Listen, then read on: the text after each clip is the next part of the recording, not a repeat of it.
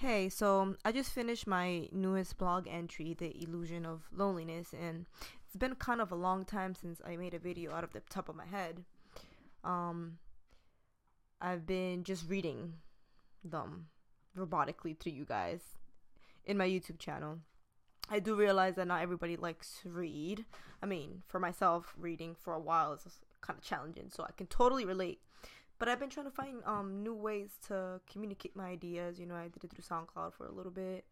Didn't feel it too much. I do plan to continue to post spoken word through SoundCloud, but I definitely like this interaction a bit better because you can actually get to know me more as an actual person and look at my eyes and see what I'm actually about. So, this blog entry, The Illusion of Loneliness.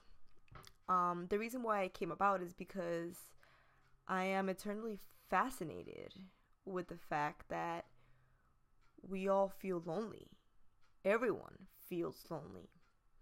And we're always trying to seek fulfillment outside of us. If it's not people, it's food, it's some type of entertainment via our senses. We're always seeking this fulfillment, and we're always wondering when we feel so lonely inside. And I think it's really, really funny that we do this because we kind of aren't looking around and taking a peek at the bigger picture. The fact that we live in a world where the disconnection is prominent. If people aren't actually emotionally disconnected, they are on drugs, numb away from their emotions. So this is happening on all levels. And then we sit there and we wonder why we feel like this. We urge this deep connection. We want to find it in everything. We want to experience it. This is the reason why we are alive. This is what keeps us together. And we run on love. We run on connection. We need this beyond notions of romance and sex. So it's really funny that we sit there and we beat ourselves up when we're feeling lonely. We literally think that we are inadequate, that something is missing. That's the reason why we don't have anybody by our sides. But it's not that. It has nothing to do with actual romantic companionship. I think it's more of something that's missing overall from society and from our connections with our family and with our friends. Nowadays, friendships, even friendships, which you think that they're kind of the most chill back connection that we have, but even friendships have become extremely superficial. We have friends, and we are in living deep connections with all of them. We kind of have friends for different things in our lives, friends to party, friends to connect with deeply, friends to go out shopping, etc. Obviously, everyone is different, but we do find different characteristics in people. We aren't experiencing that deep connection with everyone. Sometimes we have friends with whom we just want to hear what we want to hear. We don't want to hear anything else, so we tell them what they want to hear. I personally, I have chosen to enhance my connections with the people around me by having them based on growth. So I seek growth out of all my experiences. So I don't necessarily get taken by the fact that it's superficial. I think there's something to learn out of everyone, even if it's a superficial connection. There's something to learn out of everyone. But back to deep connection. We want it. We need it. And typically, we don't experience it until we fall in love. So, this gives us a perspective that we can only find deep connection through romantic relationships, which adds on to the feeling of loneliness, either when we want a relationship so bad or after having one. Prior to having a relationship, we go by comparison. And we're wondering why everybody seems to find love and not us. Why everybody seems to have experienced that and not us. And we die for it. And we're so desperate to find that, to experience that. Perhaps deep inside of us we know that there's this divinity in that connection. And that deep connection is only found there. Perhaps it's a subconscious thing. I don't know. It's just, we don't know what's going on, the bigger picture. But this is what we feel prior to experiencing love. Then after we experience love, it's even a bit harder, or, let's not call it anything. It's just another level of the same depth.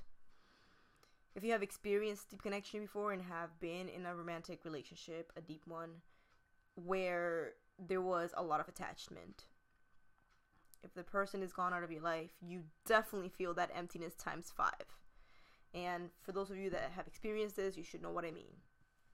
Is this emptiness is not just out of us, but is literally the attachment of the person no longer being there anymore. It's like emptiness enhanced. And then it kind of brings you back to that, to the realization that this was just, you built a structure in your head of how things are supposed to be. Essentially, this is an ego death, you know? You realize that everybody's their own person, and you have to embrace people as they are, and this is huge essence of deep connection. So another point that I mentioned in my blog entry is the fact that we expect deep connection, but we are not giving it out. We want people to open up, to tell us how they feel, but we don't have the courage to do it ourselves. We're kind of always waiting for the other person to do it. And I don't blame anybody for being like this. It's tough to be courageous and open up emotionally. It really, really is. But it is the only way that we arrive at deep connection with somebody, and the way we strengthen the overall collective connection of our world, therefore enabling us to manifest new realities, new circumstances.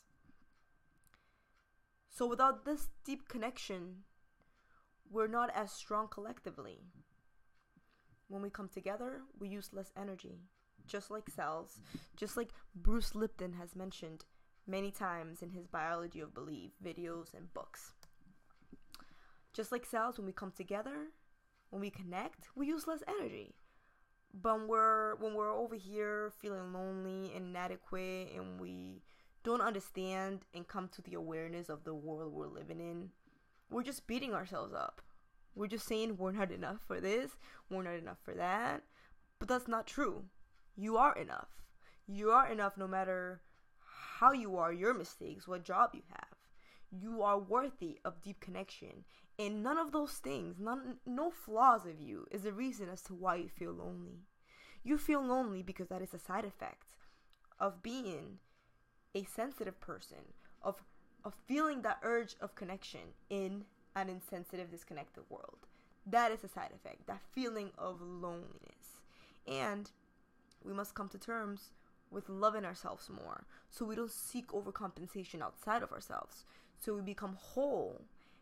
And even when we feel lonely, we're able to remember that it's just an illusion, and we're just experiencing the side effects of a disconnected society, of a disconnected world, of the disconnection with spirit. We come into awareness of what we are, where we are, and then we switch our focus towards being a solution. And how do we become a solution? We open up, and we show people the courage that they need to open up themselves. We cannot expect deep connection without giving it. We cannot expect to stop feeling lonely if we keep using other things outside of us to fulfill us. Emotional success comes from our heart. Feel whole. You are never alone. We're intricately connected by experiences and circumstances. And ultimately, deep connection is there, even if we're not there with deep connection. But we can enhance it. We can strengthen this connection so we can manifest a better world. Thank you very much for watching the video, and I'll catch you next time.